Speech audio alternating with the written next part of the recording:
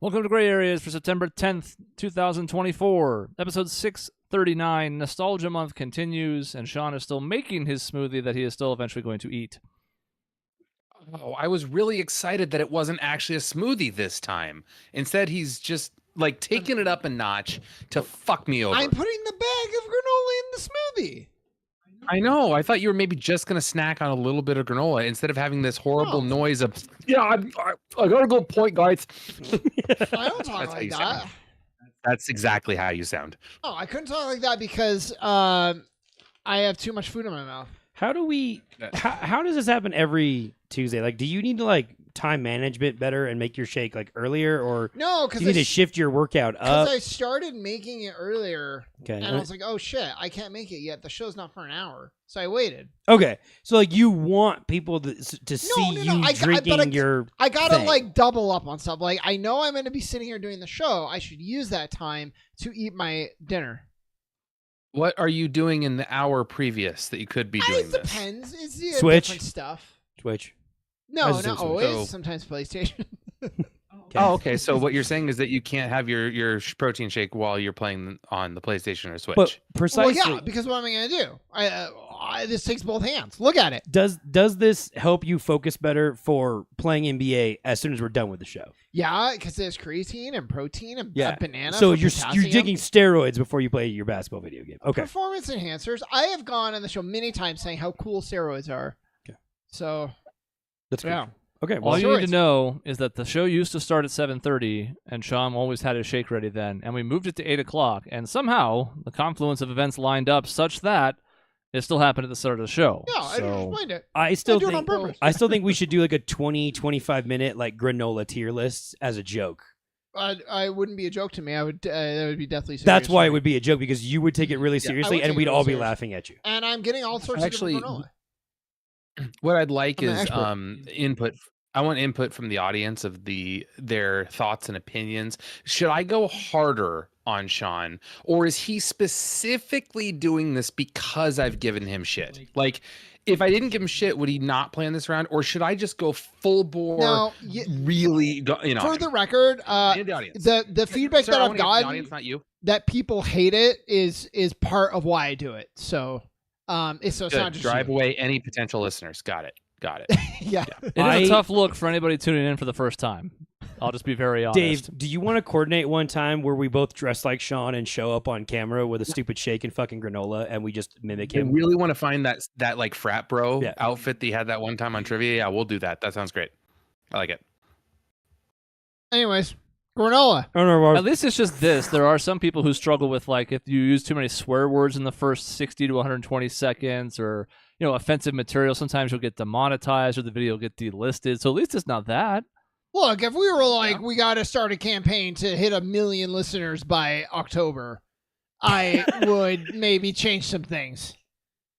But until I get the memo, it's granola protein. It's granola time. Well, Sean, since your mouth is full, introduce the next week of Nostalgia Month. Why is there? Okay, never mind. I'm not going to do it. No, we need to start. No, we're not talking about the smoothies anymore. Save it for next week, Cody. So we're in week 2. And I have 2 different emails for this, but let me go for this one first. So I just wanted to, a little bit of housekeeping first. And it kind of touches on nostalgia, except one thing. There's 2 things. Dave, I'm playing Astrobot right now, which is like a throwback in a lot of ways to those nostalgia 3D platformers, Mario specifically, but also, there's a few other ones that are kind of built in. It's really fun, and I kind of recommend it to you, not because it's the most important game, but because it's finally like a PlayStation game I think your kids would really like, and you could play it with them. It's very accessible while also having a nice bit of challenge. So yeah, you should play it and show your kids. So funny story is there's another YouTuber named Mr. A Game, who's an Australian YouTube streamer that my kids absolutely love, and he's pretty family friendly, which I appreciate. He's been playing that recently, so I've heard of this, and my kids have heard of it. So that would be the easiest sell in the world for them to start playing. Great, yeah. So and I feel like you play with them. They're like everything from the colors to the sound effects. It's a little too kid focused, if you ask me, for my own personal preference, but it's great, and it would be perfect for your kids for sure. It is ironic because Sony has found a big-time win, a Game of the Year candidate, right after basically having one of their head honchos admit that they didn't have any IPs that they could trust, and all the IPs have like fun little optional skins in this. So the swirling, mixing waters of who knows what the hell is going on. And then they took all that goodwill they just got from Astrobot and flushed it down the toilet with today's announcement of the PS5 Pro. That was my second point, and I noted the timing as well. And I think the long story short is PS5 Pro. It's not next gen. It's just an upgrade. It is $700. Mm-hmm. Now, $700, no disc drive. Yep. So if you want that, that's another $80. Yep. And there's a stand sold separately, and that's $30. And it just plays the games you already have a little bit nicer. Didn't we discuss that when PlayStation sells shit separately, it fucking sucks? So Yeah. is that stand gonna work? There's a part of me that wonders if PlayStation is like, look, we're owning the fucking console wars.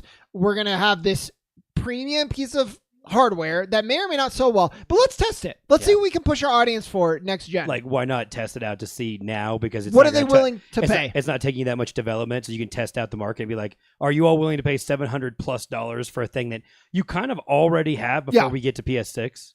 Yeah, that's what I wonder, because Cost otherwise benefit, I guess it it's not that doesn't big. fucking make any sense. This is by far the most expensive console we've ever seen. And it's just like mid-gen. Somebody said like this is the best news Xbox could have gotten. Kind of. What is it, like 20 to 30% better graphic-wise? Like it's noticeable, but not awe-inspiring. It's noticeable. So what people don't understand, and I'm sure some of the people buying this are going to be hit with it, is like their TVs aren't capable of showing you the difference anyway. Yeah. So to be in the tier of people that have the TV that you need, to actually even see a difference and then have that money. I mean, it's like the 1%er. It's crazy. You're paying another like $1,800 to get a TV at least. So that's probably you gotta have a TV that's going to show it, right? And so it's like you're pricing out your audience.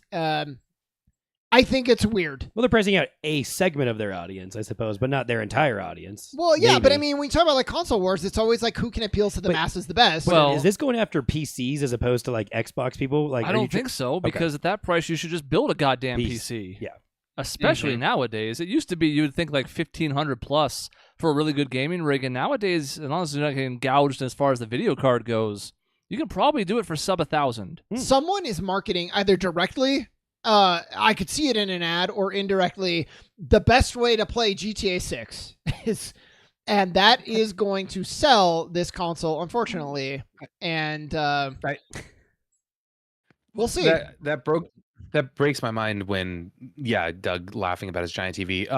That breaks my mind with the fact of most TVs can't even display this properly. It's just like you're paying all this extra for stuff that literally actually won't affect you. And the disk drive is baffling to me. I do not understand it. With the Series S, you took a reduced price point, and if you wanted to take just the digital approach and you wanted to scale back a little bit, find like a medium ground, it made a lot of sense. good options. Now, one of the main people that I think we're targeting here that Cody kind of alluded to is like the main Sony player base, the ones who are going to buy everything.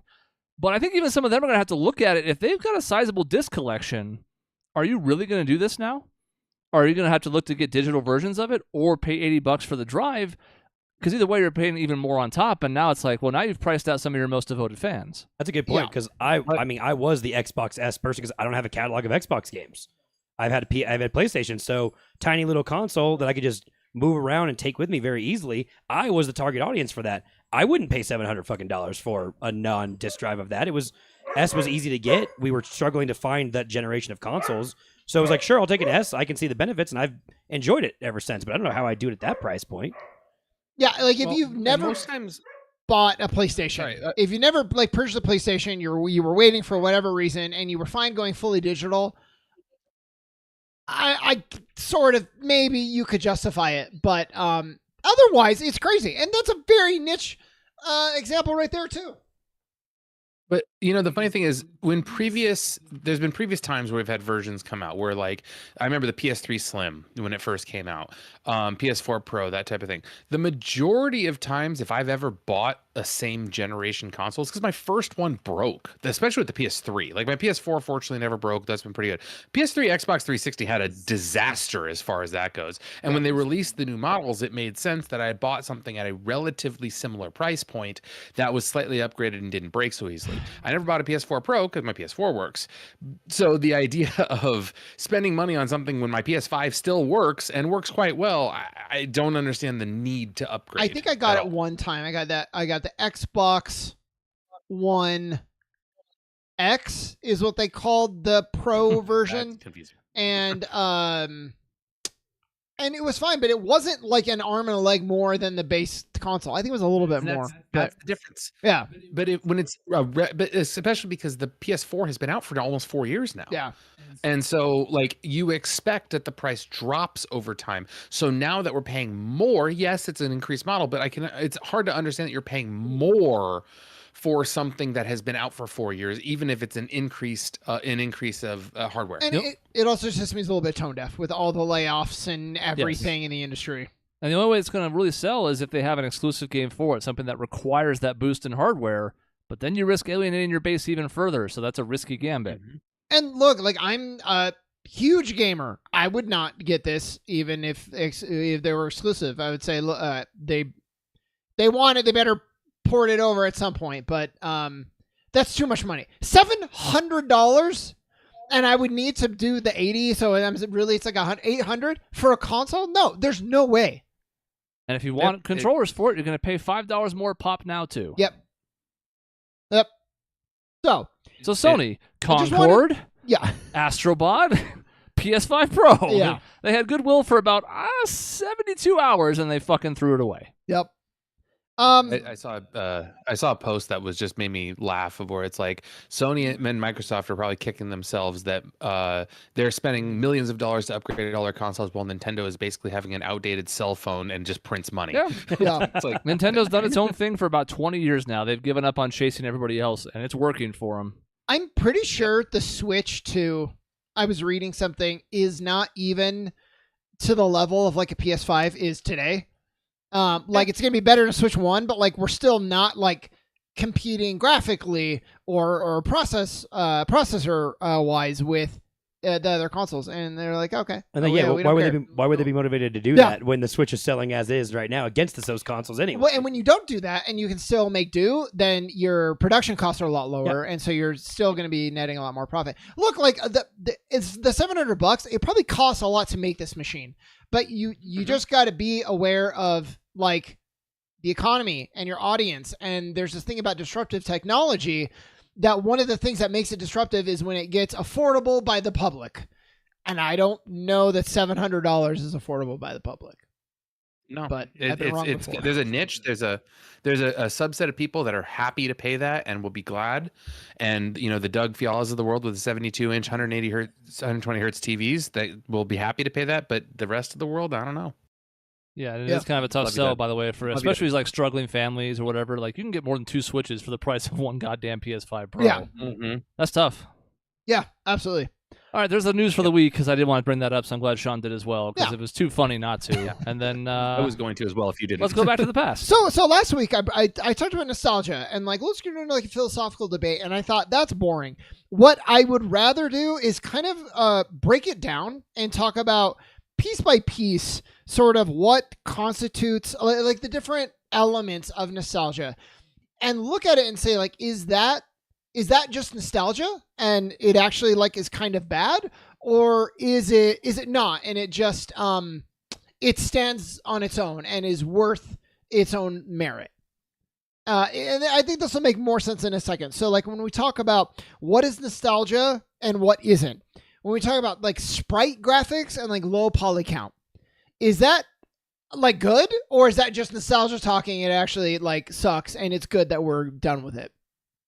Well, I think it's very easy to associate sprites and low poly count with your best memories of that. So playing Final Fantasy VI, yeah, that's a great memory, or Final Fantasy III, whatever you want to call it. That's a great memory that you associate with the sprites because of the great music, the great story that comes with that. Yet there are a lot of shit games that have come from having sprites and bad gameplay that you either A, didn't play, or B, stopped playing and don't remember well. So nostalgia gets skewed in that, and then you start to associate the good feelings, and that's it. So Yeah. you can't just see it and unilaterally say it's good. And I should have broken this up actually by two of them, because so you have sprites, and I think sprites are legitimately great. And the reason we see modern gaming still use sprites is because the artistic direction, it's very fucking clear what you're trying to do, and it's like an artistic decision, and it still comes across and also allows you to kind of fill in the gaps with your imagination, which is really nice. Polygon count can have that, but it also, I'm thinking back to some of those old polycount games where like, this is like a car, and it's like 2 fucking blocks. It doesn't look like anything. Maybe that's a little bit less, but I want to also hear what you think. I'm looking at Cody. You know, me specifically? Yeah. I don't know the best person to go, like, because I don't care as much as I think you guys do. Isn't that the problem? Like, I don't play stuff for like that look, so I'm not sure how you want me to like go forward with that. I think there's value in that though. You're like an outsider. Yeah. So like if like the games that are old and you're like, oh my god, like Chrono Trigger, what a great game, and are you thinking like, I don't know, Like- it's kind of basic, and that's just your nostalgia. Like, talking. I think the thing that pops into my head first is like Ocarina of Time, because it doesn't look good nowadays compared to, like, it was really good then, but it doesn't look any good now. But do I go back and play that game and have any issue with the fact that it's all like clunky, elbowy, pointy shit? No, not at all. I don't care, because the game itself is really great. So I think the nostalgia is like, well, if that game ever got remastered, would I like enjoy it infinitely more because it looks modern day and it plays the exact same way? I don't think so. I don't think it would bother me much, because I think part of that is like, oh yeah, this is what games look like when I was 9 years old, whatever, to 8 years old, whenever Ocarina of Time came out. And so I just don't think it doesn't bother me a whole lot. I mean, it doesn't bother me today, other than sometimes I get pissed off when sports games look like shit, but I don't think I think about it that hard. Yeah.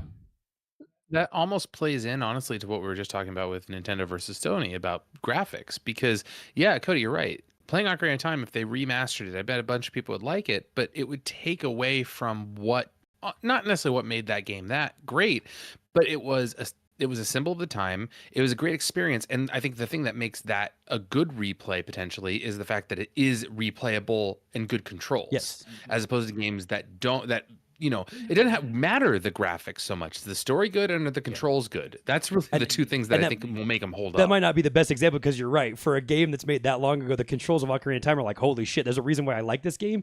I know how to fucking play it. It's not clunky and it's not really, really difficult to do. So I don't need a whole lot. Honestly, if they put it out for the Switch and we're like, here's what it looks like in, I mean, even like 2022 graphics, you don't need to go like to this point, like, you know, the most recent one. I'm like, yeah, I'll probably get it and play it, but I'm really getting it to play it because I can play it on a Switch now, as opposed to breaking out my N64 and putting the cartridge in and having to plug it into my TV. That's really the difference, which I wouldn't be surprised if there's actually an avenue to do that in some way. I haven't really looked and paid attention. Yeah, Peter mentions the 3DS remakes, which did a good job of sort of softening those harsh edges that Cody mentioned. You know, it's a little less angular, but it still looks like the games overall. I think that's a nice way to split the difference. There is the question of, like, you know, Star Ocean recently had a remake that I was sort of interested in playing, because it was like, here's 2D sprites on really gorgeous modern environments, so you get a little bit of both. I think there's a reason why sprite art has held up so well. It's the same reason cel-shaded has stood the test of time, because it still looks good enough. Because, again, we're not worried about, like, uncanny valley levels of realism. We're not worried about that direction in our games. Are they fun? Because here's the other outlier. We talked about Ocarina of Time, and we've talked about this before with this game. Mario 64 does not hold up because it is not fun to play anymore. And I know some people are going to be sad by me saying that, but I mean, the controls have been dated so much now, it's really tough to go back. It's not that the game's bad, but now that I've played other Mario titles, when I try and play that, it doesn't matter that it doesn't look modern to me. The look means nothing. It feels old, and that feels bad. Yeah. That's actually where, that's the other one I was thinking of on the flip side of Ocarina of Time, of like, that doesn't look great, and I hardly enjoyed playing it back then. And I would agree with Peter. Wait, I watch GoldenEye and it looks like a mess. Peter and Chris and everybody, you're preempting the next one. So, which is great. We're thinking the same thing. The last thing I want to say though is, with graphics, I went through and playing GoldenEye again, and it's like an HD for whatever that's worth of updates. And I actually kind of want to go back to like the muddy sort of graphics because it just looks wrong that it's crystal clear. But like the facial animations are like terrible. They just use like faces of people in their office.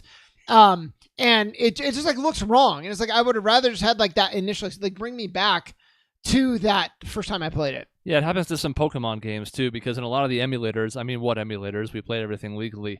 You know, you can do sharpening, you can do anti-aliasing, you can do high resolution versions of it. You can upscale the graphics in ways that were not intended. And to me, they often look bad, because they take away some of the charm of what art was intended, and they don't upgrade them. It's just like a different thing, almost like an Instagram filter that was applied to it, and it just makes it feel off. Yeah, so it's kind of the same thing with, we made high texture versions of these old graphics that we had. It's like, great, so now they look 10% better, except they don't match what my brain thinks they should be. It's inauthentic. Yeah, it's honestly, and it's jarring. So the next thing, we already kind of touched on it, but when you talk about nostalgia, you have to talk about, in Mario, the floaty gameplay. This actually kind of happened a lot. The imprecise aiming in all these games, like GoldenEye. Oh horrible. my god, that's exactly the next thing I was going to say. Is GoldenEye whipping around all over the place, just trying to line someone up. And I'm playing Time Splitters, which is a newer game, and it's the same problem. You try to do manual aiming, and the sensitivity is turned up to like 1 billion, and you're like, it's impossible. It doesn't work. So that to me is like, when people are like, oh, Time Splitters, that's the best game ever. It's like, the gameplay, that's nostalgia talking. That has not aged well at all. But okay, we covered that one. That's fine. We cheated. So. I guess I want to talk about like the structure of old games, especially like the Mario 64. You always Banjo-Kazooie. You had like a central hub. And then all the levels were from that central hub, or like the level shooters. You hop through the window thing. Like, I mean, Diddy Kong Racing was like in the story mode of that. You drive through the painting picture, whatever, and you land into the things that you're talking about. Yeah. Whereas today, so much is like open world, or at least very, very open level design. Mario Odyssey is a good example where there are different levels, but like so much of it is open. You get the star and the moon in this case, and then you're not kicked back out. So I guess like, and there's so much open world, just open world everywhere now. I will say I do kind of miss, maybe I just hate open world. I miss that structure, the Mario 64, the levels where it's more linear and you can create these really, really awesome level designs.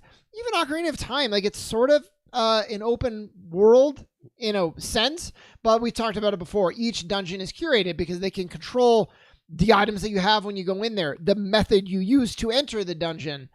And I do kind of miss that. And to me, it's not just nostalgia. I like that level of game design. Like the step-by-step process where you just kind of follow the path they've set forth for you in the storytelling of the game. Mm-hmm. In that sense, you get to, I mean, Zelda's the best example of this by far because of the dramatic shift that occurred with Breath of the Wild and Tears of the Kingdom.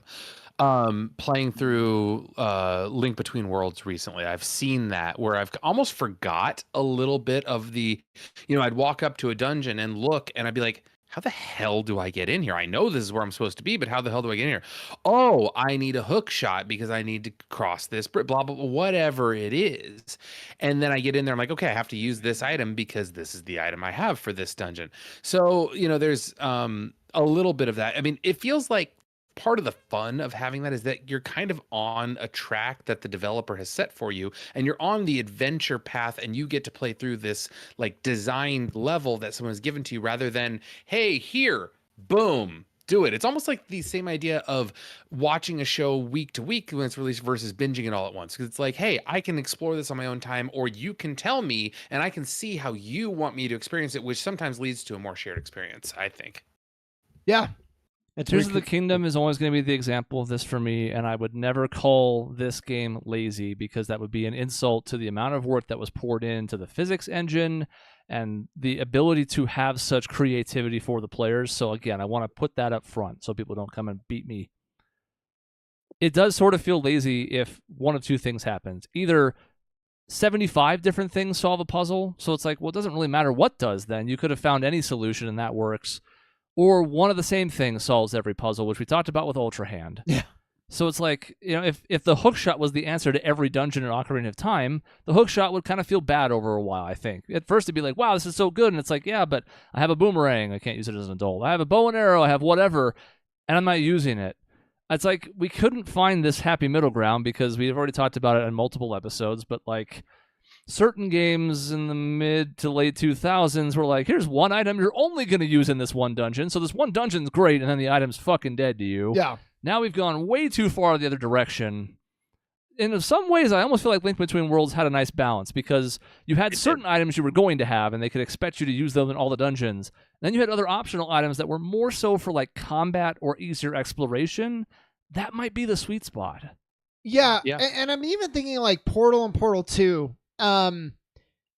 It wasn't, you can do anything and solve the puzzle. Like you could get a little bit creative. There's maybe 2 to 3 solutions depending on how you use the physics, but you have a gun and you have your physics and that's it, except for what like any specific level will give you. And that's great. You're having to use your brain to solve these puzzles that were laid out for you as opposed to just like, I'll do anything. Go ahead. Sorry, Dave. Yeah, it's within the confines of the rules of that world. They maintain the rules. So once you know the rules, it's like, okay, now how do I figure I have to solve this in my environment rather than I can just go anywhere I want. Yeah. So it's confined almost. It's funny you bring this up because one of the games that I almost made my list of the 3 games I replayed a lot is Arkham Asylum. And you unlock utility belt shit, and then it does like from, this room you gotta do this, and this room you gotta do this. But then part of that is you end up cycling back to a lot of those utility things because if you want to go get all the chattering teeth or the Joker trophies, if you want to go 100% completion and solve that side shit, a lot of that is you can't go do all that until you've actually unlocked all those little utility things. And that's what I thought of first when you mentioned it. Well, and it's like a Metroidvania. Like Arkham Asylum is a modern day Metroidvania, which you don't see a lot of modern games do anymore. And I wonder if they're trying to combat modern day impatience. If somebody sees something like, well, I want to do that now. And like, well, you can't. And so you go get the morph ball and you're like, well, I don't want to do that. I want to get it now. I saw it in the trailer. I want to go do that part of the game now. That's the only reason I bought the game. I want to just go do that. I don't know. Maybe it's because we're older, so we're out of touch. Everybody just wants Fortnite or whatever the current trend is. Minecraft featuring Jack Black. But like, I used to find those to be compelling to me. If you see something up on a high ledge and you're like, well, I can't reach that on a ledge, you file it away. Yep. And then when you get an appropriate item later, and sometimes, again, especially with certain Metroid and Metroidvania games, it's like you can break sequences if you're clever enough or a good enough gamer. You can wall jump ways you're not supposed to. You can boost jump with the morph ball. You can do all sorts of things that maybe or maybe were not intended, but then it felt super rewarding to do it. And again, if everything has so many solutions that you can't help but stumble into one, I feel like it's the least common denominator then. Well, and the example for me is in Tears of the Kingdom, I used the rocket to solve every puzzle in the fire dungeon. And I was like, well, I've gotten through it, and I got through it fast, and it doesn't feel rewarding whatsoever. And usually, like, that's your fault, idiot. And, I guess it's true, but... Your excitement to get through the game and play the game or whatever made you take a shortcut. And it's like, well...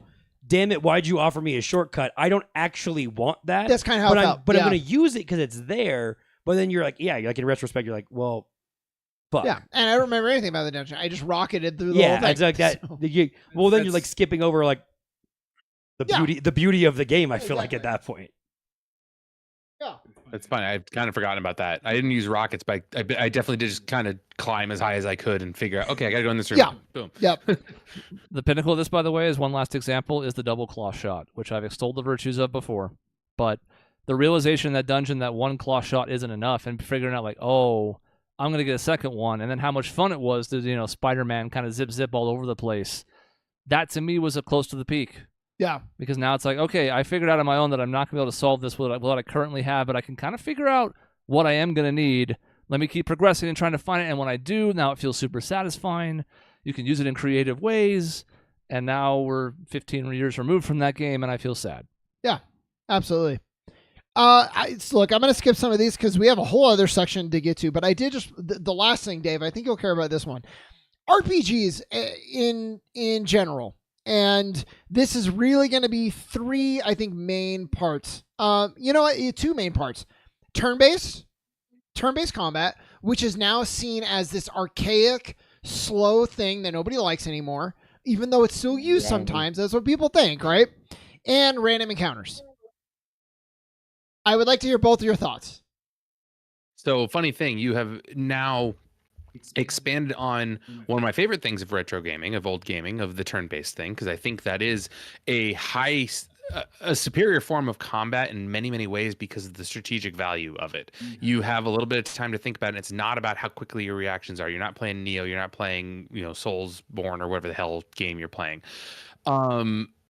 And in that same thing, though, playing Final Fantasy VII is an example of a retro game where it's like, oh my God, can you stop attacking me? Like, you're running around trying to find something, you get lost, and all of a sudden, and you're like, God damn it, I don't want to fight this. I just want to get through this stupid scene. And you just said it. It's so frustrating. It's when you get lost that is the worst. Because you're backtracking. It's like... And then he goes to a fight. You're like, God damn it. And so then you get things where like you buy the version on the Switch for $10 and it's like, oh, you mean I can God mode and turn off encounters? Great. I'm glad that I can do this now. This is the only way I'm going to get through this game. Because if I had to play the original again, I would never do it. So random encounters I hate. Like that's, again, Final Fantasy X is one of my favorites because, I mean, yes, it's random encounters, but for the most part, you're kind of running around and then you can run away so easily in that game. I think that was something that was really underrated, is how simple it was, especially when Titus got his flee ability. It's like, look, I don't want to fight this guy, out of here. Yeah. And then you move on. So... Yeah, I think random encounters are luckily a relic of the past. It's one of those things that I don't think holds up well to scrutiny in the modern era. You can argue that it's partly because of graphical improvements, right? So now you can render all the enemies in an area that you need to in a way you maybe couldn't 25 years ago. Yeah. But still, I've never thought back and been like, man, I sure do wish the exact same like staticky noise you guys talked about and like a graphical spin or whatever. Don't miss that whatsoever. As far as like turn-based goes, it does feel like we've at least made something of a resurgence because turn-based was effectively dead outside of tactical RPGs around the 2010 era, right? And obviously games like Persona 5, which Doug joked about, or whatever else, have revolutionized that in a way that it's now back, which is great. I do wonder, like, we've focused so much on action RPGs that now it's like we lost some of what made those turn-based games great because certain franchises, like Final Fantasy, have leaned into that more and more over the years. But luckily, between a lot of indie titles and some other smaller developers, I think there's still plenty of ways to get a turn-based fixed to where I don't feel like it's a slight anymore. Well, and nowadays, by doing the action RPG, you have, especially Final Fantasy, you've taken away this. So you got away from turn-based, which is heavy strategy, but then adopted a thing that has no strategy along with being not turn-based. And so I'm thinking like, a lot of the Souls games, there is some strategy to how you do those encounters, and there's almost like a sequence of events of the boss fights and ways that you can still implement some strategy, even though it's not turn-based. The new Final Fantasy, it is basically a hack and slash, unless you play on the hardest difficulty. It's Unga Bunga. Yeah. And I mean, Jaguar mentions Legend of Heroes, which is a game that I would love to recommend to Dave because he would like the combat. I cannot recommend it to him because of the hundreds of hours of story that is often slow and plodding, which I know he has neither the time nor the inclination for. So, like, he's right. There is another example of a really good modern turn-based system. The most recent game, Daybreak, has a hybrid of, like, action and turn-based, and you can switch between it at any time. Some of that's even tactical. That's great. Unfortunately, it's the exception and not the rule. And, you know, Jason's right as well. Like, Baldur's Gate 3 has also now redefined that a bit. Obviously, Divinity 2 and other titles also deserve some credit for that. But because Baldur's Gate 3 was huge, I expect we're going to be seeing copies of it in the next few years to come. Yeah. I will just say for random encounters, I actually, by and large, they're archaic. But I thought Bravely Default is a series that handles it probably the best because they're still present. But you can just turn them off or turn them up or turn them down. And so what I would do a lot of time is go through a level, reach like the end or on a save point, then turn them on, do all the fighting. So it's like I know what I'm doing. But it's kind of fun for like the randomness of the random encounters. When you're looking for a rare encounter or you're farming for materials, it can be a fun element. It's just infuriating when you fucking don't want to be fighting. And it is part of the challenge, right? You're going through the dungeon and you're like trying to drag your body to the next save point. And I get that, but it doesn't mean it's fun. I think something like the Chrono Trigger method for how old that game is, and I think Jack Rock mentioned it, maybe it was Nick, I don't remember who mentioned it, but Chrono Trigger, you can see the enemies on the screen. And yeah, sometimes they chase you down and you can't help it, but you can see them and you'll be like, I'm going to try to sneak my way around this because I don't want to have this fight right now. Mm-hmm. Great. I love that part of it where it's like I can control. Persona 5 did the exact same thing where I'm like, I see this enemy. If I want to run around him, fine, I'll run around him and it's not going to be a big deal. As opposed to just running randomly getting hit when, you take a step forward and then I turn around and take a step back in the exact spot I was 1 second ago and there's an enemy there all of a sudden. It's like, but I was just there a second ago. Yeah. Weirdly enough, Pokemon almost was one of the best examples of how to do this. Oh my earlier God. games were harsher, but at least you had ways to mitigate it with repels or whatever. And Yeah. even then there were certain rules like, well, if your Pokemon's low level for this area, you're going to get swarmed still. You don't belong here. You're going to get wrecked. And then there was a difference between like walking through grass, or you could avoid the grass. You're going into a cave, well, that's going to be fucked. That's random encounters the whole way. Zubat joke here. So like in a weird way, they were way ahead of the time on that because I look back and I'm like, that kind of worked. I don't know if I wanted it again, but if I did, it'd be something closer to that. That was the example I was going to use. I'm like, I love the idea when I didn't know what the fuck I was doing in Pokemon, and I walk into a cave and I don't have flash or whatever yet. I can't see anything. I wander around and there's just Zubat, and I'm like, oh, I haven't learned what a fucking repel is yet because I'm 9 years old and I haven't actually figured out that that's what I need to go do, so I don't have to yell at my fucking Game Boy as I'm stuck doing this crap. Yeah, it was awful. Yeah, and then there was a game, a Final Fantasy game. It was like one of the side games, but you can save at any point. And so you go into a dungeon and you take 2 steps, save it, 2 steps, save it, 2 steps. Oh, counter, reload the save. That was not fun. So there's a couple other things I would like to talk about, but we got to get to the next part. So I am going to do that now. So I wanted to talk about. So we published this article in 2013, Chris. Maybe you realized it's 2013. You probably did. I didn't. That was a bummer. That was such a long time ago. So we did this article. I used to be very creative, and I'm not anymore. So the last time we did this article. It was replay for keeps. We just talked about the games that we played the most, how many times we played them, and the years that we played them, and kind of like talked about it. Last time we did it, I had a bunch of games at 4, like that I played through 4 times: Final Fantasy 6, Mass Effect 2, Ocarina of Time. Obviously, since then, I played other games. I've replayed some of the cream of the crop. I've replayed even more. So I have a couple of fun facts. Fun fact number 1, realizing today how fucking meta this topic is. Of in a nostalgia show, going back and farming content from an article that we wrote 10 years ago. Mm-hmm. It's just like perfect circle. It's like the react meta in streaming. Now you're a streamer, you react to somebody else doing a thing, and then they react to your reaction, and then they react to that reaction, and all of a sudden you've got unlimited content. Exactly. Fun fact number 2, I've never played a game more than 6 times. I found out today. 6 is the limit. And there's been like 3 or 4 that are at 6, but that's the most. And then, Dave, you'll like this. Fun fact number 3, the last line of the article was, and that's why I should be a dictator. Don't even know how we got there, but that was how I ended it. Because at that time you were pretending you wanted to run for president, and apparently you were Trump before Trump. I guess, like saying you're gonna be a dictator day one. What could have been?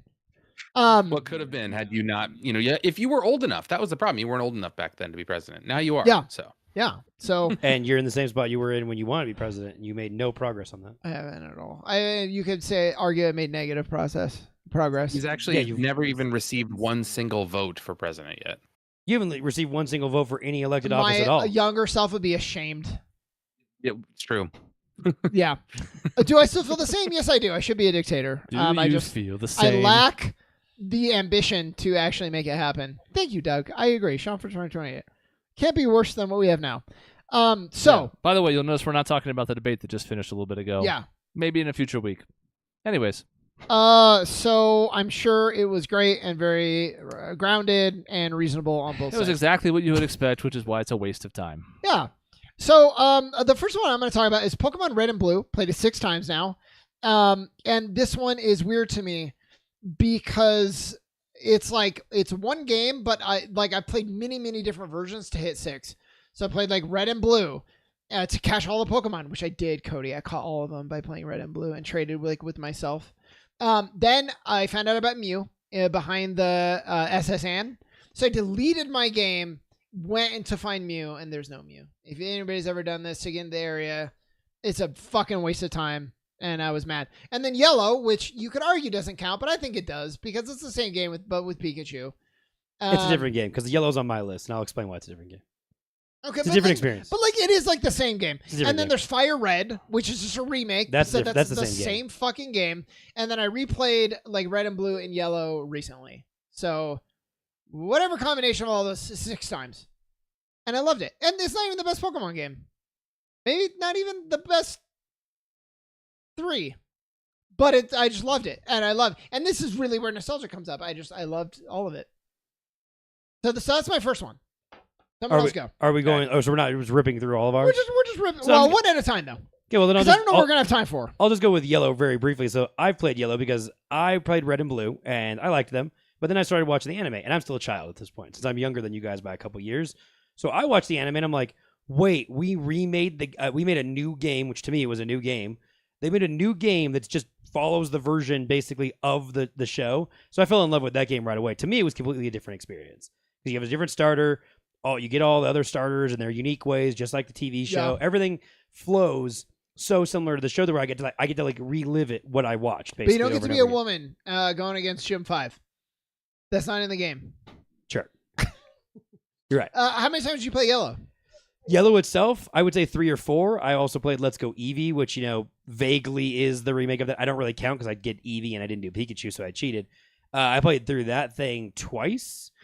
So I would say 5 times total. I think I played that. I've also played Red since I never had Blue. So you're like at 6. I played Red like 3 times. So Okay. Oh, then you're you- a lot more than that. yeah, I've replayed those games over and over again because Yeah. they are simple and it's not that hard, and I know what I'm doing, and I like going through the motions of it. Some would argue the 2 times you played Let's Go Eevee is 2 times too much, but Probably, I love that game.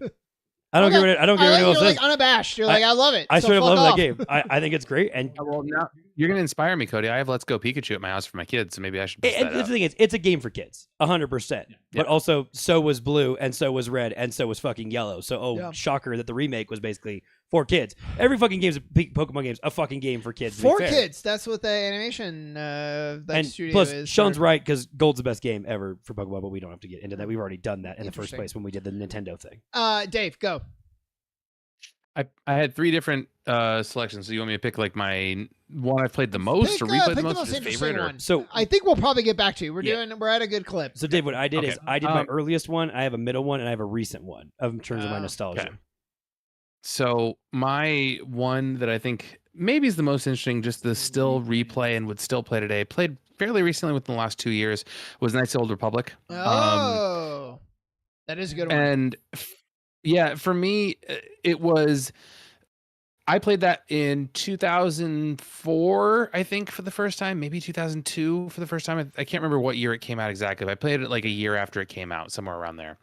And I remember loving it. I thought it was fantastic, especially on the heels of the the prequels coming out, and then we have this whole universe set 4,000 years before all the Skywalker saga. I thought was pretty cool. And at the time, of course, the mind-blowing, like, holy shit reveal of that game, and then the path you get to choose, and the fact that you have this like split, it was an illusion of choice, which is fine. That was so groundbreaking at the time. And replaying it a couple years ago, I felt that. I knew that there was this like illusion of choice, and I see all of this now in a way I didn't see back then, but it was still fun. That's the kind of crazy thing about it, is that I played through it. I enjoyed the levels. I love the impact you had on the world depending on what your choices are. There's an entire planet that if you make a bad decision, you don't get to go back to that planet because they just shut you out. I thought it was a fantastic way to play that game, and that came out in the early 2000s and it still plays really well. I'm glad you brought that game up because it is a tenet of older game design where they put a light path and a dark path. And it's very literal in Star Wars. And they've gone away from that, and I kind of miss it. Like, I know you end up getting locked into these like very extreme different things. You know, be a goody two shoes or like the most evil fucking bastard alive. But it really gives incentive to play through the game again.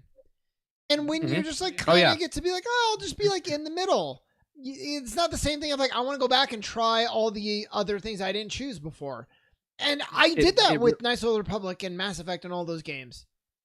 That's the crazy thing, is I did that back in, you know, when I played it first. I think I played it 3 times. One where I was just like, I'm just going to pick what I feel.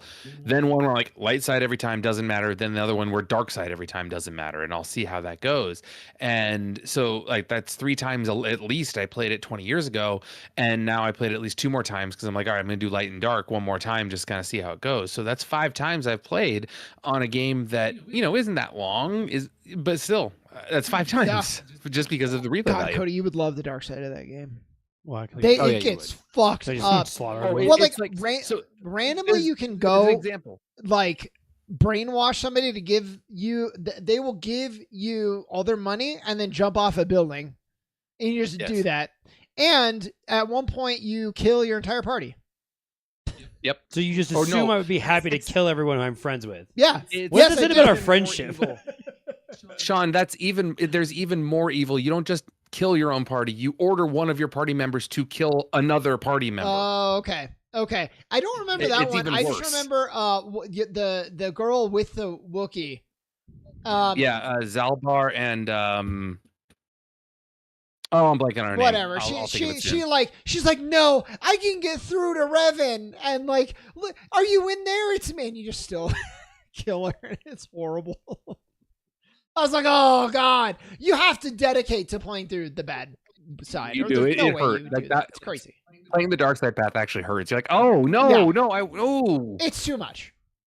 Meanwhile, Sean's telling me that I would have the most fun of my life playing it. So that says a lot about me. Your every fantasy realized. All right, Chris, what you got? I didn't do a good job with my assignment. Great. I was tasked with coming up with the top 3. I have 10. Oh, great. Part of the reason for that is that I'm having a hard time with number of times beaten versus number of hours. Yeah, the most played games of my life now, especially compared to the list 11 years ago, are games that have no endings or games that have a cyclical game loop. So like the first one that came to mind for me was Rocket League, which, I mean, if I count every 5-minute match, I've played thousands, but that's not really in the spirit of it. Or like Gunbound, same idea, like little 5 to 10 minute matches. I've played probably 10,000 of those over the last 20 years. I think the game I've played the most, and you can argue I've either beaten this 0 times or 5, is Final Fantasy XIV. Steam, luckily, has a counter for how many hours I've played this game, and the answer is 3,341.8. Now, some of that, probably not a lot, but some of it is like idle time, right? Yes, like I'd guess 10-15%. Yeah. So maybe it's 3K. Still, I remember hitting 250 hours on Pokemon Gold, and I was like, holy shit. Yeah. That's half my life. And I haven't beaten that game. I guess technically you get a whole credit thing at the end of each expansion, so maybe I've beaten it 5 times. I don't know. Obviously, I've never restarted, because why the fuck would I do that? Yeah. But that's the one that adds up the most. So there's one that's going to surpass it in terms of number of times, but as I thought about times devoted, it's like that's, unless you want to add up the entire NBA 2K series, that's number 1, and it's not especially close. Oh, well, yeah. I mean, I think we're all up there on that one, because I played the hell out. Going back to like NBA Live, even like back when I used to play NBA Live back on Super Nintendo. Holy shit, the amount of hours I put in that game! It was just boot that up and let's go for 4 hours. Yeah, in a day. And the same thing with MVP Baseball and then the show. Like those have really racked up over the years. Although I've fallen off the last few, but those would easily have a couple hundred hours in them. College football, man. Like the old college football games from 1996 to 2013. Yeah. Almost every year I'd have it. Yeah. Well, so I don't know if we're going to get back to me now. So probably the next one you're doing is probably going to be the last one. So give me your best one. I'm going to get on my soapbox now and do a shout out for Maisie. Assuming she listens. I don't fucking know. She says she does, but who knows? I'm going to say Resident Evil 5. She screams she's listening. 5. I played this game also 6 times. And like, so people misunderstand this game. I think it's like a Mandela effect of like, oh, that game sucks. It doesn't suck. No. There's a couple of bad, misguided decisions that were made, like kind of like being tone deaf, I would say. But like people conflate that with like bad gameplay, which is not. It's great gameplay. And everybody's like, Resident Evil 5 is when the series starts to go to the shitter.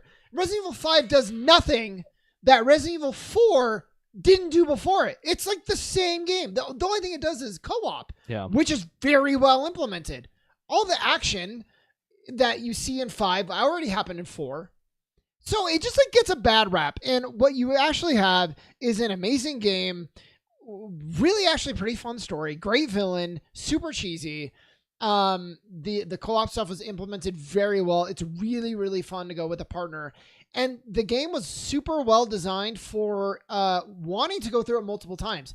There's like treasure to find and weapons to upgrade through the treasure. And like there's no way to do it on one playthrough. And I think after 5, I finally did get there. But I played it recently with Maisie. She had a great time. So it's like the diamond in the rough, Resident Evil 5, even though it gets a really bad rap. Well, how much of that bad rap was the setting? Most of it.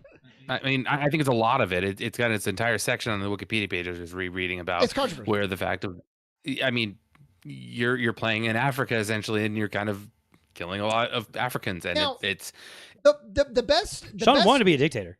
The best. Man, that's true. The best review of that I read is like, look, everybody, it's in Africa. So yes, that is a lot of the enemy because they're infected, just like 4 was a lot of people. Spanish people. Yeah, Spanish people. And so they said like that wasn't their problem, but there's like one scene, for example, where the infected are dragging a white woman into a building. And they're like, that to me, this person who was writing this article struck me as like leaning into this really terrible stereotype, especially when, okay, you're saying all the characters are black. Why is this act of aggression against one woman? And it plays into all these stereotypes about violence against women and the racial, pieces that exist of that. So yeah, I agree. Like, I'm not going to say it wasn't controversial, and that's the part when they remake it, I think they should definitely change. But I read somebody saying they have to remake the entire game from the ground up. No, they don't. Just change some of the models. I think it's that simple. You want to go? I do want you to go. Halo 3. Now, is that campaign or is that multiplayer? Both. I mean, multiplayer is thousands of hours. No lie, 100%. That game came out the start of my senior year when me and all my friends did not give a shit about school anymore. So there were plenty of hours of playing this game together while not going to school that day or coming home right after school and playing it multiplayer of 4 of us all together, whatever, over and over and over, all this stuff.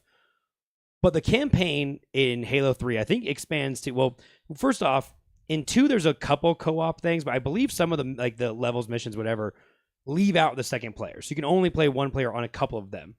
Halo 3, if I'm remembering right, the campaign is all the way through co-op with 2 people. One person's Master Chief, one person's the Arbiter. It's great. I think you can even expand it online to go to 4. But we didn't. I think it is 4. We didn't need to do that, but we played 2.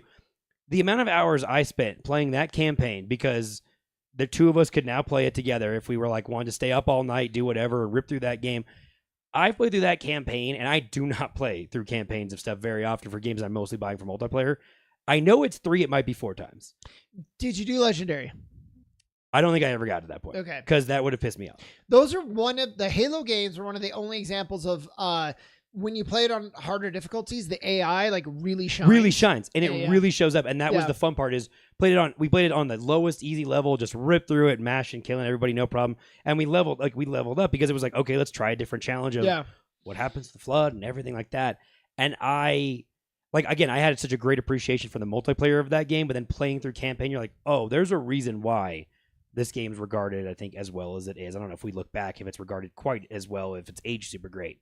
But I loved that game. I mean, and then again, I think that the Halo 4 doesn't come out for 5 more years.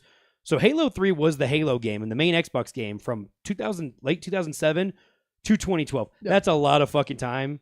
Not quite GTA 5 time, which is the other game I was going to list, but that's a lot of time to play with that game, whether it be multiplayer or campaign. We played that a lot. That was our game. We played that game to the point of red ringing 2 different Xboxes. The only amendment I would make to that is Reach. Reach was in there before 4. That's right. Right. But yeah, I mean, still, your point is taken. And maybe I'm off. I still think Reach came. It was a couple years before Reach comes out, and so I think I think they will age well because they were one of the. I think Chris has a similar story. It was the first dual analog shooter I ever played.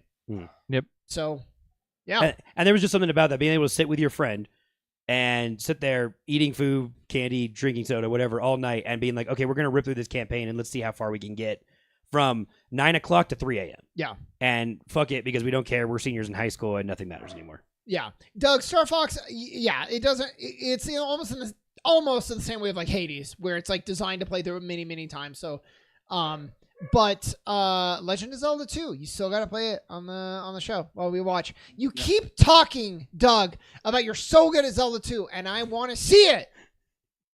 We all do. Not saying you're lying. I just like, it's like, oh my God, he is like, this has grown into a myth now of legendary proportions, and I just like, we need to have it. Anyways, Dave. My best one? Most interesting. Most interesting was quarter. I mean, again, I'm running into the hours versus times beaten, like Chris had mentioned, because I've got Mario 3. I've beaten God knows how many times I've actually got through that game in different ways, whether it's going through each level, whether it's going through warp whistles, whatever it is. But really my favorite, I'm just going to say, and it's kind of crazy that this is nostalgia at this point, is it's Final Fantasy X. Like, it just is. It's playing through that. I can play it now. I can play the old version on PS2 that I still have. I can play the remastered version. Either way, it doesn't matter to me. There is such a level of enjoyment that I get from that game, all of its flaws included, that I haven't found matched in other games. That is one I can boot up and be like, holy shit, I love this game. And for the whole campaign of it, like, there's parts of the Cloisters of Trials which are like, this is annoying. And like I said, there's flaws, but that's the one. I can go back to that every single time. How many times? It's hard to say how many I've beaten through full. It's at least 6, I think, because it's kind of one of the points once I hit like going to the Omega Val area where it's like you can just start getting everybody on their celestial weapons paths and Lulu or Yuna on Lulu's path and just start blowing people up and getting 100,000 XP every single time. It's like, okay, well, I've broken the game, so I'll just be done when I'm done, I guess. I think it counts if that happens near the end. I think it still counts. If it's like you're playing through the intro over and over again, I would say, maybe not. No. Honorable mention, but it's probably a total pushing 8, I think, probably. Damn. That's a record. I love it. That beats me. I've never done. That's 2 more than the most I've ever done, Dave. You're such a hardcore gamer. Yeah, you know me. All right, Chris. Shackrock mentioned Chrono Trigger, so it needs to be brought up here. The number of times that's been beaten is a little bit. I wanted to save it for you. It's a bit of. It's weird because there are a couple endings you can beat in a New Game Plus in minutes. Yeah. So I don't know if I would count those, but I have played that game start to finish probably 10 times now. Woo. I make a point of going back to it every 3 to 5 years. I'm actually overdue now, but it's easy to see why that's held up. And it's why. I mentioned this when we did our best games ever revamp, but like it's going to be number 1 for me until something either knocks it out or I die, because the fact that it's still this good 25, almost 30 years later. I mean, we've talked it to death, so I won't go into it a ton because I actually think we can go around one more time. We still have time. I would love that. So yeah, essentially between the New Game Plus and also just starting from scratch, the DS version, making Michaela play it for the channel, and if it ever does get remade, which again, hopefully it leans more towards the Star Ocean path or a really, really committed like Final Fantasy VII one and not half-assed, that would also rocket up the list. So Yeah, and that's one of the earliest examples of just a game designed to be played through multiple times with the New Game Plus that was so creative. yeah, and it doesn't really waste time. So like 15 hours, even if you're starting from scratch to the full first time ending, it's not that long. So it hasn't added up a ton, but like it obviously has a meaningful place in my heart. And this is like cheating a little bit because I think this probably does go into what the endings are, but like even in the playthroughs, like do you get Magus or not? Do you save Chrono or not? Like you can just go through it to be like, oh, I wonder what that other path I didn't do is all about. So that's pretty cool. It's a game we need to make Cody play. Cody, play it. Stop playing Halo 3 and play Chrono Trigger. Stop play playing Halo 3 for a Persona while. 5. So you Just guys are kidding. going to be so... Cody, you're newer to the show overall. And if you are not yet sick about how many times I brought up Metal Gear Solid 2, you will be. So I knew that was the game you were going to bring up after did last you? week. That's amazing. So It's pretty it easy. was 4 times in 2013. And I played through it twice more because there were 2 like updated collections. So now it's 6.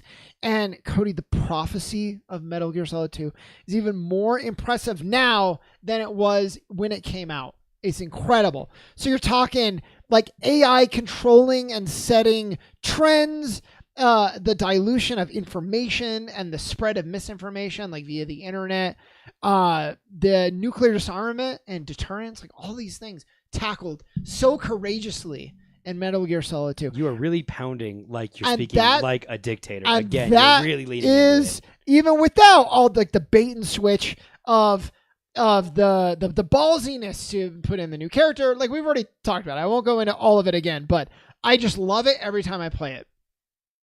This is why I wanted to make a point of clamping the microphones to other things in that room so that you can do that and it's not. Because if I do that, it's really bad for the viewer. Yeah.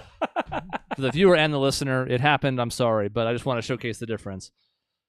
Yeah. So You're done. 6 times. 6 times, and I'm planning. Actually, that will be the 7th game because I'm planning on one more full series playthrough because Metal Gear Solid 3 remake is coming out. Like full remake. And I feel like for most people, maybe not most people, maybe the majority, that 3 would be the most replayed game, but I can see why 2 also has its benefits. Yeah, 3 or 1. People love 1, but yeah, 2 is a little bit divisive. But man, I just fucking love it. All right, what's your last game? But I mentioned it's GTA 5. I've played GTA 5 through on 3 different consoles. So the fact that okay. I've played this It's game a great one. and completed and beat it on 3 different consoles, and I think probably like 6 or 7 times total, I just love that game. I don't know. I mean, and I know nostalgia-wise, it's not that old, but also it's 11 years old. It's kind of old, and that's Skyrim for me. It's the same thing where since I played it on multiple systems, 3 of them, that's added up quite a bit. That's not my last one, but like that's one that I also had to put on my list because I'm like, yeah, I've put a lot of hours in Skyrim now. And I tried to bump it out for another game, and I just kept thinking like, I've played through that game more than any other game. Hours-wise, I don't know if I have because it's not that. I can rip through that game pretty quickly at this point, honestly. But Well, I have 2 questions. One is, did you do GTA Online? I don't. I never. I tried to play GTA Online, and I would walk around and get killed, and I would try and start missions, and people would quit and drop out, and so I was done. Okay. I didn't have enough of a group of people to like do the heist and all that. I wanted to. I still want to. Or like our friend Kevin, you didn't enjoy just the process of griefing other players enough to have that be the big draw. No, I'm an asshole, and I know how annoying it is to try and go online and play these games, and I spend 30 minutes trying to get to the location to start the heist to do it, and then someone's like, fuck you, I'm going to drop off of it. Now you don't have enough players to do the heist. All right, well, fuck this. Yeah, And I didn't have enough people to play it, like, get on together and make a group and play it. You need a crew for 2 reasons. 1, the one you just mentioned, and 2, for RP. Yeah. Which is obviously a huge scene for that as well. I'm somewhat envious. I think that would be fun if I had the time or the interest. But that's also why the online has endured for this long and why it's probably going to be even more of a nightmare in 6, and that'll last till like 2040. Exactly. God, Kevin would spend, he would like, he would report to us like, hey, I found out a way, like you're not supposed to be able to kill other players in certain areas. Yes. But like I found a way, like if you do this thing, you can throw them in their own bonfire. Yeah, he's an asshole. I will say it on air. He's an asshole for doing that. That's Because- like why he plays. Because I seriously, I tried real hard after I I think it wasn't on PS3. It was when I got to my PS4. I was like, sure, I'll try online. He probably This will killed be you. cool. It's I'm probably sure him. he probably did. I got killed a bunch of fucking times, and I got fucking mad, and I almost broke a fucking controller because I'm like, what the fuck, man? I just want to do the fun things the commercial tells me to do. And the commercial is still fucking telling me, hey, go be a bounty hunter because what's her face from the game fucking retired because the game's existed for 11 years. What was your second question? It was have I done a different ending no, each time? it was just like why am I broken? We'll talk about it later. We will revisit for the sake of time. You forgot the question. No. The question is why am I broken? Because I enjoyed it enough, but like I was like, how many more missions do I have? Like, are we almost done with this game? And you loved it so much you played it 3 times. So I want to kind of examine GTA 5. We can't do it right now, but eventually. The simplest term just like short version of it is being able to offer you 3 different characters in that game that you're playing as really takes that game's replayability to me to a different level for a lot of different reasons. That's fair. But I'll leave it at that. But yes, I love that game. There's a reason why everyone still loves that game. Yeah. I'm the sucker who has downloaded it or paid for it cheaply on 3 different consoles because I'm an idiot. I'm exactly in the same boat as you, Cody, where I love that game and I've played it on 2 separate consoles, not 3. But yeah, I love it. It's one of my favorite games of all time. So Sean and I have clashed heads on this many times. Yeah, I mean, not clash, not too bad, but because I recognize it's a great game, but like I want to know what I'm missing. So we should at some point we should all have. The one other really small therapy. thing is we've talked about like TV shows I like and how I don't dive into fantasy and things like that. A lot of the big story mode games like this that are similar to GTA are like different worlds and things like that. I love GTA for the fact it is reality in a way, other than I'm killing a bunch of people and I get away with it. But like I'm in a reality. I'm also from Southern California. So I think that game's fucking awesome because I know a bunch of places in that game because I lived in that area and I was in LA a lot for different reasons. So it's like Space Jam for me. Or Reagan for my dad. The Ronald Reagan movie. Exactly. I mean, I'm in the same exact boat because I used to I went to California all the time and like recognize all those areas. So I'm in the exact same boat. So is that your third one, Dave? Is it GTA? No, my actual third one I wrote down was Chrono Trigger, but I wanted to make sure I saved that for Chris because I figured he was going to say it. So my third B option that I'll pick is going to be just the original Legend of Zelda because I beat that a ton of times and I don't know the exact number. But the original Legend of Zelda to this day is still fun to play, which I find amazing. Didn't you play through it like for the first time? Like hearing you play through it many times, you would assume you played it as a kid and whatever, but like I didn't think that you played it as an adult. You're thinking of Link to the Past. Oh, okay. I never played Link to the Past until I was an adult. No, the original Legend of Zelda I played when I was for the first time I played when I was like 6 or 7 years old. Okay. And then I played it repeatedly, at the times I had a Nintendo when I was a kid. I would still pop it in even when I had a Super Nintendo as I got older. And I played on emulators, I played on Game Boy, whatever. Like I still have it on the Switch and I'll play it's for me, the nostalgia has made it age well because I know what to do. I can only imagine like my son trying to go in there and not using a game guide or not using anything and being like, hey, just throw fire at these bushes and cross your fingers, buddy. Like it would be infuriating, but I know where to go. I know what the secrets are. So it's fun. Yeah. Does it bother you that Zelda's not playable in that game? Well, I mean, let's see that there's no voice acting. That there's no jump button. No, I'm kidding. Chris, what's your last one? Not Persona 5. Although, how could it be? 3 playthroughs is like 300 hours. Yeah, that's a lot. I'm at 2 myself, so I get it. I'm at 2. We also did it for the channel. So in addition to Vanilla and Royal, not Tales of Symphonia, which I have not really played in the last 12 years or so. So it's about where it was back then, which is still 6 or 7 times in like 500 hours probably.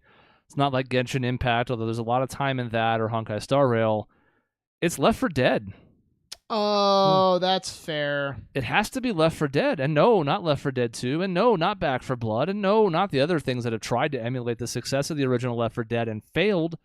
I would still want to play that right this minute. I haven't for a little while now, just because it's not really dated. It doesn't look the best anymore. It never really did. But like, it's still, the gameplay still holds up. It's just you need people.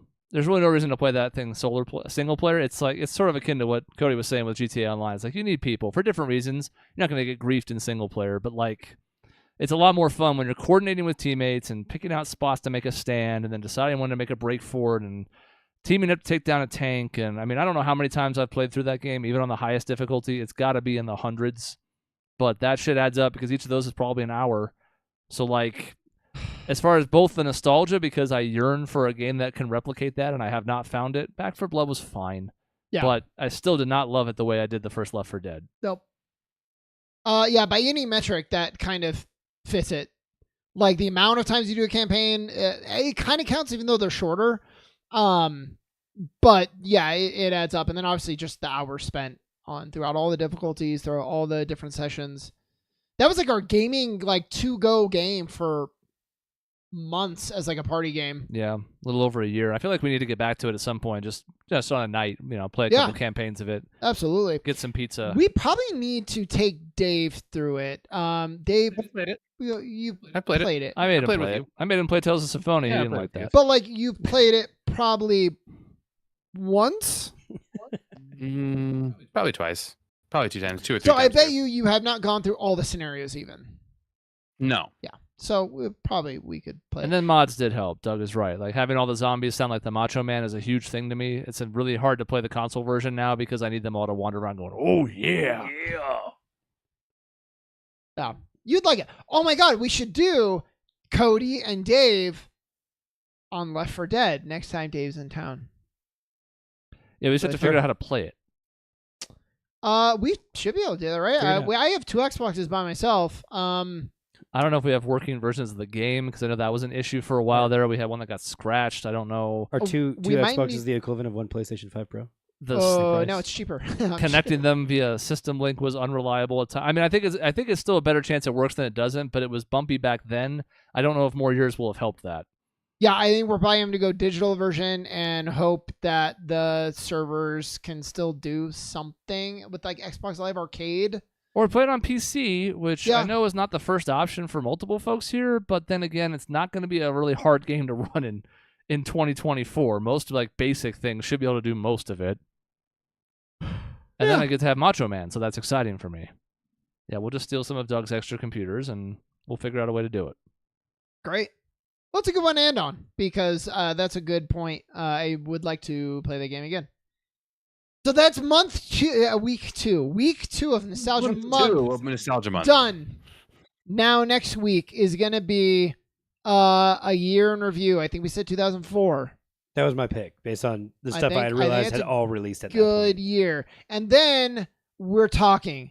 I think a tier list for companies would be really fun. It's not going to fit in one episode. I also don't know shit. Yes, you do. That was my point. All those companies I listed were the ones that either you or Dave are going to be familiar with, or both. Yeah. Trust me. I'll be familiar with the company, but I wouldn't have played a lot of their games to then be able to be like, yeah, they were better at this company because of this game. You played at least one. I'd be like, whoa, Bungie's really cool because they did a bunch of Halo, and that'll be my contribution. I mean, that's kind of all they've done for that and Destiny. Yeah, exactly. So that'd be my contribution. So that's Bungie. I mean, that's you're right in Bungie's the thick of not it good now. anymore, but it used to be good, so nostalgia there. Yeah, but then you rank it. It's a tier list. Okay. Yeah. Hey. There you go. There you go. So it's that easy. So we'll see. We're still working on the kinks, as you can tell, but we'll figure it out. So stay tuned. That's the end of the episode. We're in the middle of Nostalgia Month. We'll be back next week, as Sean said. And then we still have a lot of other things to get to. We have a whole month of December dedicated to one subject, which we'll talk about as we get closer. There's an election. There's a Suns preview. There's a whole bunch of things. A regular trivia night. Lots of stuff coming up. As always, we thank you for watching, especially if you're joining the live version. We appreciate having the audience to bounce things off of. Of course, all the podcast listeners out there, we appreciate too. However you like to consume the show, we're not going to throw stones at you, but you really should join the live show. It's better. And there's the video. Anyways, that's it. In between shows, you can find us at our website, grayareas.live or youtube.com/@grayareaslive. We will see you next time.